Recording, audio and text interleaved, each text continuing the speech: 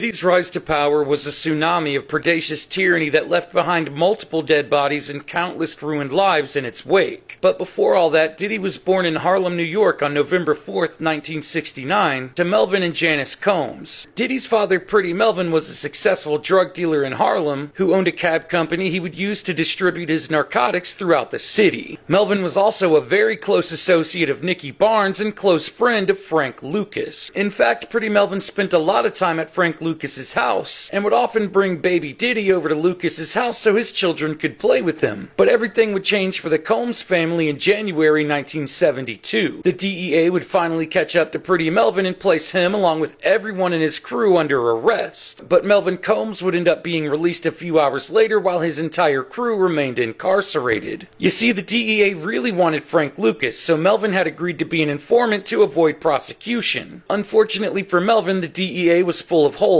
and before he even walked out of that police station, Frank Lucas was already fully aware of his intentions. And the very moment Pretty Melvin stepped out of that precinct, his death clock had begun ticking.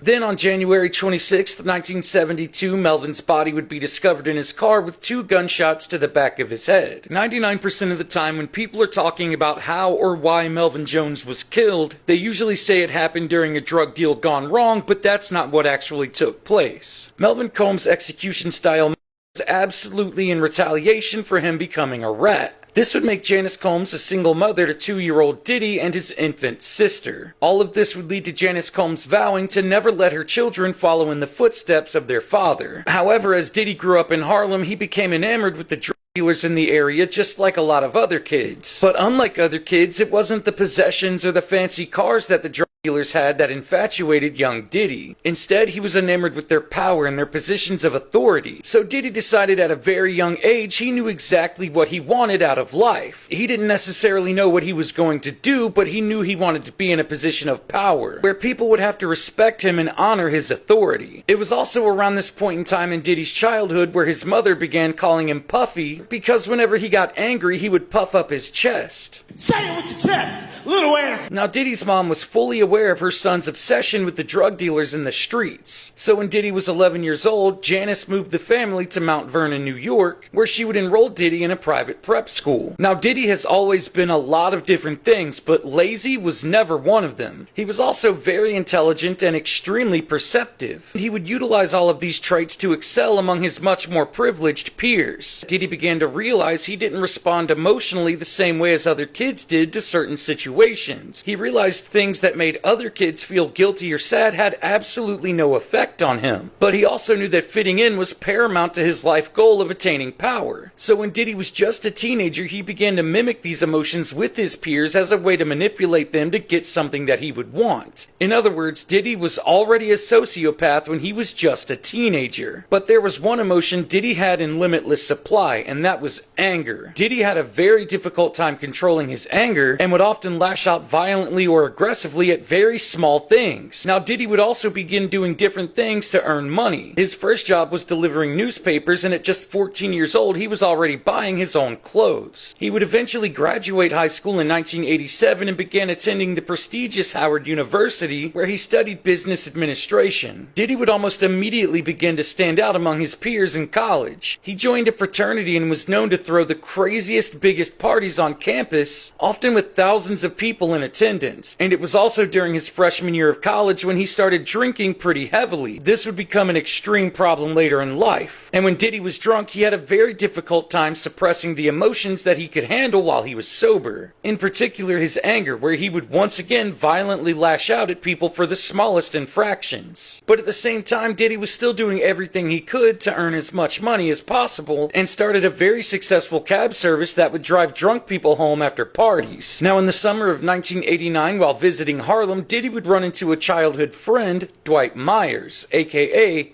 Heavy D. Heavy D's rap career was starting to take off, and he had just signed a major deal with Uptown Records. And it was Heavy D who had introduced Diddy to the CEO of Uptown, Andre Harrell. And Andre Harrell would take a very special liking to Diddy, some would say almost too special. So at just 19 years old, Diddy was already introduced to the music industry at its highest level. Diddy absolutely loved everything about the inner workings of the music industry, and he was particularly in awe of the executives and their positions of power. And it wouldn't take long before Diddy finally realized what he could do to obtain his position of power in life. Diddy was going to become the CEO of a record label at any cost. But in the fall, Diddy needed to return to Howard University for his sophomore year. This was something Andre Harrell told him not to do and offered him a full-time position at the label, but Diddy's mom was 100% against it. So Diddy and Harrell came up with the compromise that twice a week Diddy would take a 4-hour train from DC to Harlem, where he could continue working at Uptown as an intern. This meant Diddy was spending 16 hours a week on a train, and it would be during one of these return trips to Harlem when Diddy would make one of the most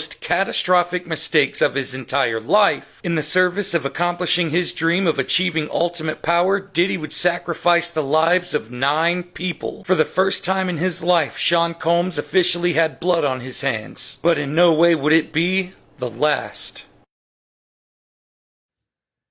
Part 1 started to explain a lot of things. It started putting together like who Sean Combs was, from where you got named Puffy and all that stuff, and his obsession with power and authority. You know, he gravitated towards that at a young age, from a young boy to a young adult. That's incredible. I mean, like, that was like, wow.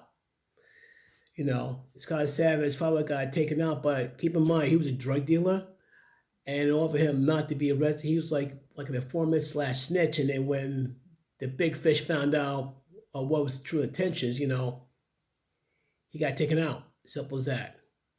But that was incredible. But folks, what do you think about this? Does this start to give you some ideas, like, you know, the origins of Puffy and his ascent to rise to power? And this is just part 1. I got about 9 more to go. I already took the game 1 for part 10, but this is like part 1. I'm trying to go through like from 1 through 9 to get an idea of what the heck's going on. But I think it's pretty interesting. So please tell me what your thoughts on it. Share, like, subscribe. One more thing, the person who put this out, his name is Ghostface Panda 333. I repeat, the person who put this out, give him credit. His name is Ghostface Panda 333. Shout out to the dude. He did a fantastic job putting this together. I just piggyback on it, and I want to say, give this man a shout out. Much thanks.